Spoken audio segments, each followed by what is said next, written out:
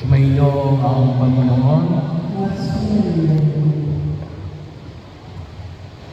Mag-ingat kayo sa lahat ng uri ng kasamuhan sapagkat ang buhay ng tao ay wala sa labi ng kayamanan.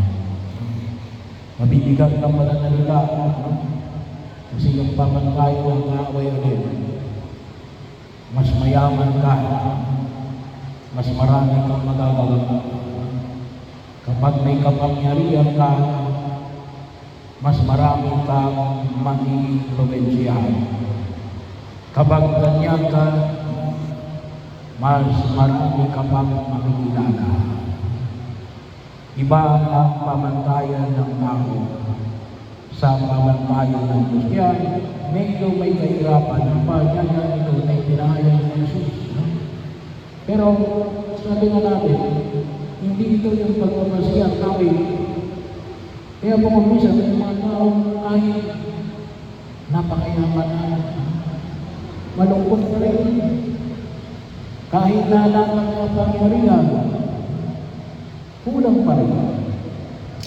Sa gitna ng kanyang katanyagan, maliit pa rin ang hingin niya sa kanyang sarili. Bakit? Sapagkat, sabi na natin, mali ang pamantayan na pinangahawakan natin. Medyo matigas yung unang pagbasa. Anong sabi sa unang pagbasa? Ang lahat ng ito'y lumilipas. Hindi lang basta lumilipas. Walang kabuluhan. Kahit na daw yung mga ginagawag natin stateless night, dahil sa pag-iisip natin, sa pag-aamala natin, anong sabi sa aklat ng Luwigan? Walang kabuluhan. Bahagi yun. Bakit? Napagkaroon bahagi na kung saan ay makitaw natin ang higit ng pagkilala sa panyaya na itinayang ni Jesus. Pag-ingatan natin yung mali. Yung tinatawag natin yung sobra na nakasasama. Kasi yung makita, alam natin yung kasalanan. Pag sinabi natin kasalanan, tulad ng sabong unos ng Diyos, pag hindi ka nagsimpat pag-araw-araw ko, ito na yung kasalanan. Ayaw isa lang. Kapag hindi ka gumanang sa magulang mo, kasalanan niya. Pero mayroon tayong tinatawag natin, yung sins of excesses. Kasalanan ng mga sobra. Bahagi yun. Kalimitan o, yung 7 capital sins. Yun yung kasalanan ng mga sobra. Mahalaga yung dignidad mo. Hindi dapat yan inaapakan. Pero kapag ang pinanghawakan mo ng puro dignidad at puro dignidad, anong gagawin mo? Ay, apakan niya. Hindi masama magpahinga.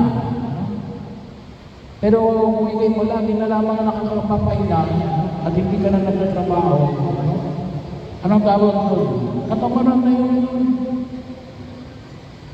Hindi masamang kumain. Pero hindi na kain ang ginagawa mo. Lamon na. Kasalanan na yan. Gluttony. Bahagi yun kung saan yung nating kalimutan.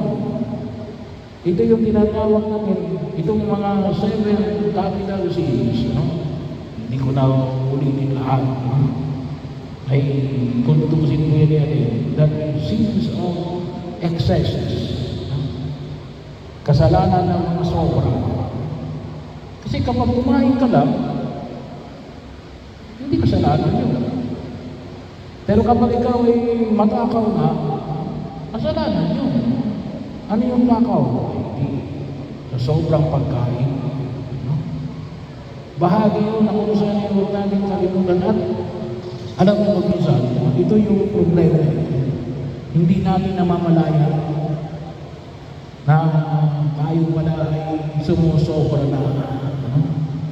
Hindi natin namamalayan natin nagiging kahaman ng walang kultura ng tao eh. Isusuot mo lamang yung kamay mo. Mamaya, hindi sasapat na yung sinuot mo yung kamay mo. Yung buong katawan mo, gusto mo lang isuot. Bakit? Lahat gusto mong makamit. Kung maaari. Hindi lamang yung alin. Hindi lamang yung ikaw ang pinakamarami. Gusto mo ikaw lang. Maging yan man ay sa kapangyarihan, sa katalinuhan, sa kayamanan, o sa kapangyarihan. Bahagi yun na kung saan kinakailangan natin na bigyan natin na higit na pagninilay. Kaya nga, ano yung maging solusyon dito? Maging aware tayo. Maging aware tayo na titingnan natin yung ating sarili kung tayo baga ay sumusobra na. Bahagi yun na kinakailangan natin pagnilay-nilayan. Sapagkat bahagi ng pagkilos na makita o natin sa digdig na ito, katulad mo sa ibang medyo, ano sabi rito? Gigibain ko yung aking mga warehouse. Kasi hindi na kasya. Magtatayo ako ng mas malalaking bodega. Pagkatapos kapag napuno ulit, ang gagawin mo ulit? Gigibain mo ulit, magtatayo ka ng mas malalaki o kukuha ka na ng mas maraming lupain. Ay walang katapusan. Pero hindi natin yung mamalaya na alin. Suwapang ka na. Ikaw ay sakin na sa iyong pagkilos sa daigdig na ginagalawa natin. Kaya nga, naman tayo alin.